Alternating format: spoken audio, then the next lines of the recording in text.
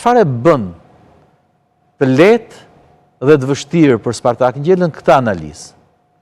Gjithë problemi që ndronë do të kemi parasysh një gjë me që ma dhe mundësin të flasë, kisha qef të flisja. Unë kam qenë kundërshtar politik me timat. A i minister, për unë disident. Pa ishte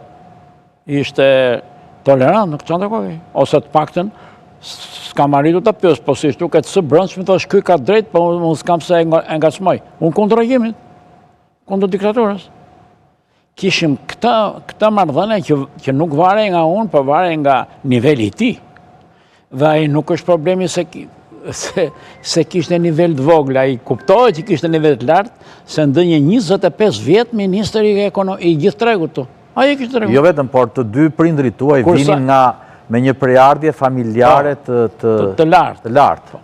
Sidomos nëna, ta thash nëna, gjyshi i nënës time, kryeministri i Turqisë, Mustafa Pas Gjiriti, kryeministri i Perandërisë Osmane. Por ne nuk e dinim se ata nuk flisnin. Që të dhem gjë të bukur, të mirë. Nuk tregonte nëna ime origjinën.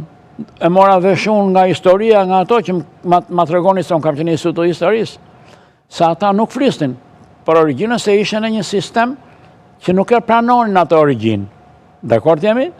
Dhe unë e mora vesh më vonë. Në njërë origjinat prishte punë më shumë se sa mund të... Jo, nuk jo prishte punë atyre, se ata kishen ardhur me zotësinë e tyre, por i qëndronin në bisedë asaj që kishen kontratë me shtetin. Se njëri që e ministrë, tjetra që e zonës ministre, s'mund të flisin kundër regjimit. Më kupton?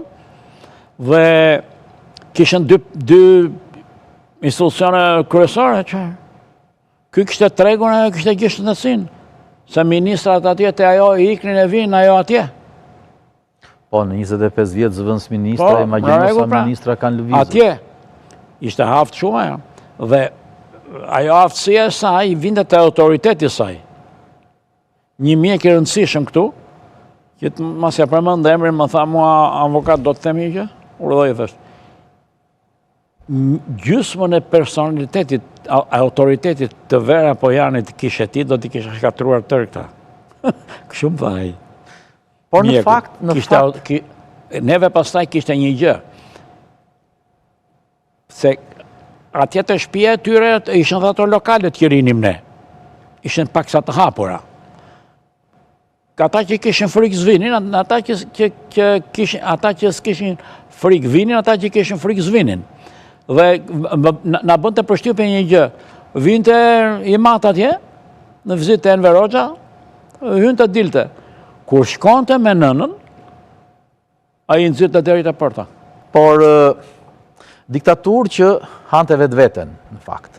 Diktaturë e cila nuk diti që të liberalizohi.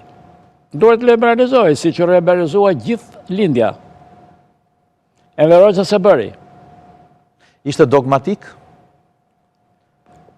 Nga analizat që kam bërë unë dhe që e kam parë dhe kam shkruar edhe në libër deri diku, është që ai kishte një inner konflikt në funksion të ambientit, të shoqërisë dhe të unit të tij. Kishte karakter psikologjik mbretëror. Si mbret. Se unë kam parë nga afër, ta dish. Ka një fakt interesant, avokat, duke marrë shkas nga kjo. Edhe në mënyrën se si fliste, kur e ka filluar ai atë karierën, fliste shatrapatra. Po të shikoj ato 45, 46, pastaj e mori hyri në si shduket, mund të ketë përdorur të folur në skenik. Do më thënë, të ketë studiuar për të folur në skenik edhe me në një ekspert. Edhe mori të folur në skenik.